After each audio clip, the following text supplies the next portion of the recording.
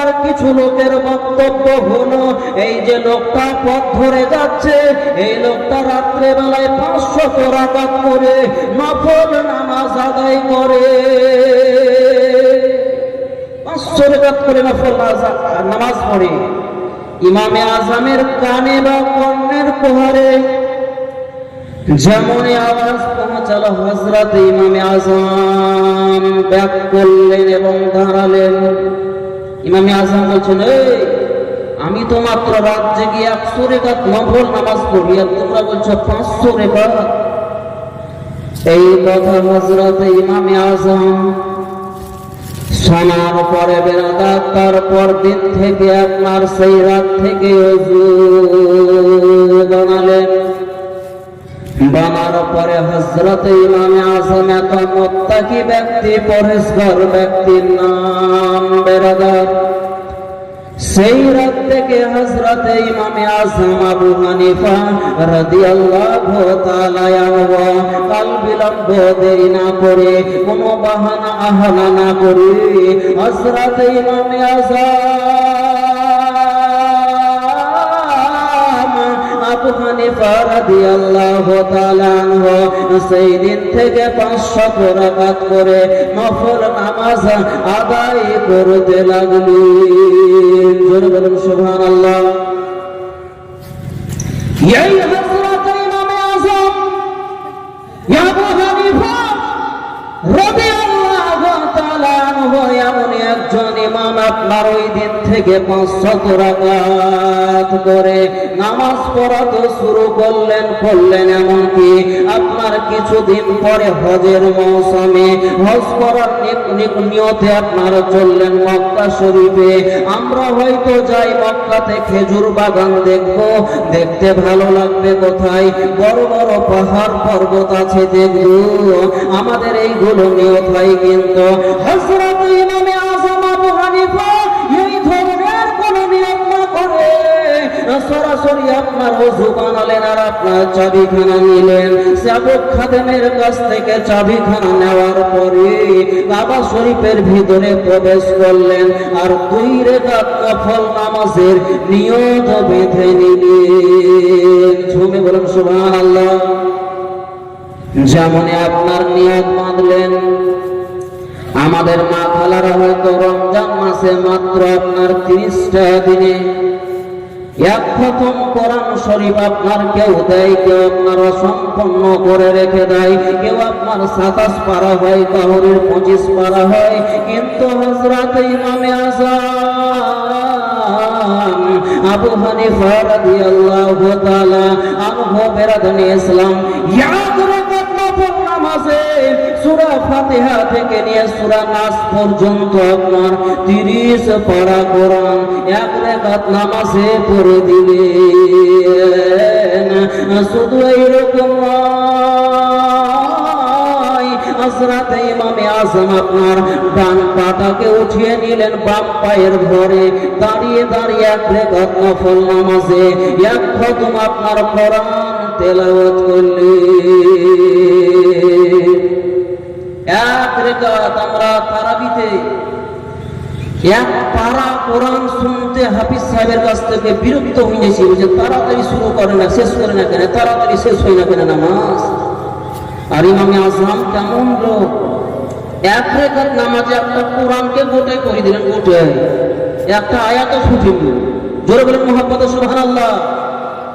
যেমনই শেষ হলো আপনার 1 রাকাত নামাজ কমপ্লিট হলো, হযরত ইমামে আজম আবু হানিফা রাদিয়াল্লাহু তাআলা আনহু আপনার উঠলেন 2য় রাকাত নামাজ পড়ার জন্য। হযরত ইমামে আজম আবু হানিফা 2য় রাকাতে আপনার আরো 1 খতম কোরআন পাঠ করলেন আর বাম পাটাকে উঠিয়ে নিলেন, ডান পাটাকে জমিনে লাগিয়ে রাখলেন। হযরত ইমামে আজমের উদ্দেশ্য ছিল আমার কষ্ট হয়ে হোক, কিন্তু আমি আমার নামাজ পড়াতে যাতে আল্লাহ পাক রব্বুল আলামিন রাজি হয়, খুশি হয়, নবী মুস্তাফা রাজি হয়ে যায় এবং পরবর্তীকালে আমার সন্তুষ্ট হয়ে আল্লাহ আমাকে যাতে জান্নাত বানিয়ে দেয়, জান্নাতি বানিয়ে দেয়, আমাকে জান্নাত প্রদান দান করে। হযরত ইমামে আযম আবু হানিফা রাদিয়াল্লাহু তাআলা আনহু 2 রাকাত নামাজে 2 খতম পড়ায় ইমাম। 2 রাকাত নামাজে 2 খতম পড়া ইমামের অনুসরণকারী হলাম আমরা, যার জন্য আমাদেরকে বলা হয় হানাফি মাযহাবের লোক। ইমামে আযম শুধু যে খালি নামাজ পড়তেন তাহা নয়, বড় ব্যবসায়ীও ছিলেন বটে, বহু বড় কাপড়ের ফ্যাক্টরি ছিল, বহু কর্মচারী তাহার দরবারে থাকতো। এমনকি হযরত ইমামে আযম আবু হানিফা রাদিয়াল্লাহু তাআলা আনহু মাদ্রাসাতে তালবে ইলমদেরকে পঠন পাঠনেও ব্যস্ত থাকতেন, ফতোয়া লেখাতে। এই ফতোয়া লেখার কথা যখন এলো তখন একটা নোট করুন মসলা, কত বড় উঁচু মাপের উনি আলেম। হযরত ইমামে আযমের যুগে আপনার ঘটে যাওয়া ভয়ঙ্কর ঘটনা, একজন ভদ্রা মহিলা আপনার ছদ থেকে বা আপনার কোঠা থেকে, কোঠা কাকে বলা হয়? কোঠা মানে ছতের ভিতরে মাটির তৈরি করা হয়, ওর উপরে মানুষ বসবাস করে, ঘুমায়, একে কোঠা বলে। কোঠা থেকে এক ভদ্রা মহিলা সিঁড়ি দিয়ে নামছে, নামতে নামতে তাহার আব্বা বলছে, তোমাকে 3 তালাক দিয়ে দিলাম, যদি নিচে নামো তবুও তালাক, ওপরে যদি যাও তবুও তালাক থাকলো। এই অবস্থায় মহিলাটি আপনার ভয়ে নিচেও নামতে পারছে না, ওপরেও যেতে পারছেন না। মহিলাটা একদম আপনার স্ট্যান্ড হয়ে মহিলাটি দাঁড়িয়ে আছে। সেই অবস্থায় আপনার ওর ছেলেটা বলছে, মা নেমে এসো কেন? ওর মা বলছে, আপনার তোমার আব্বাকে বলো, কারণ হচ্ছে ওই আপনার তালাকে লক করে রেখেছে, যদি আমি নিচে আসি তবুও তালাক হবে, যদি উপরে যাই তবুও তালাক হয়ে যাবে, যার জন্য আমি যেতে পারবো না। ওই লোকটা আপনার 1 নয় হাজারে হাজার মুফতি মাওলানাদের কাছে ফতোয়া জিজ্ঞাসা করলো, এর সমাধান কেউ দিতে পারলো না। একজন লোক বলছে, হুজুর আমাদের এলাকাতে একজন ইমাম আছে, মহাজ্ঞানী মহাপণ্ডিত লোক আছে, হুজুর দয়া করে ওর কাছে চলো না। যেমন এই কথা বলা, হযরত ইমামে আযমের কাছে যেমন ফতোয়া গেল, হযরত ইমামে আযম বলছেন, তোমার স্ত্রী নিয়ে টেনশন করতে হবে না, চিন্তা করতে হবে না, নিচ থেকে কেটে তোমার স্ত্রীকে নামিয়ে না।